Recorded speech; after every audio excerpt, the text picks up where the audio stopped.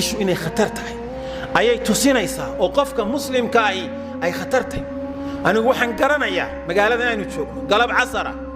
ayaa qof dumara u timi markaas anigu markii ficilku dhacay baan imi gurigii qof dumara albaabkii dambe ka soo gashay guriga ninkii reer kale ahaana ma joogo qoftii dumar ahaydna talow mas'uuligay ku jirtay mise xaafadaha dariskay u wareegtay dabeetana qoftii dumar ahayd baa caruurtii yareed aqalkii ka furtay inan yaro reerka joogtay oo 3-4 jir ah ayaa marka aqalka daaradiisa socota islaantii waxay tidhi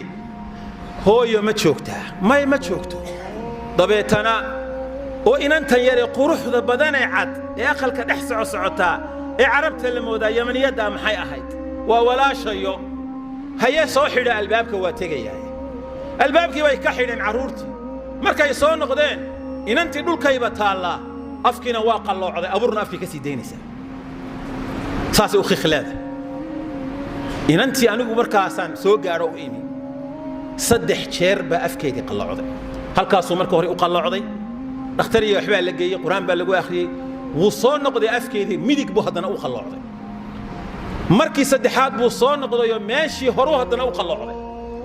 markii afaraad baa ilaahay u soo celiyay subxaanahu wa ta'ala hadda waa qof weyn oo 20 ku dhow joogta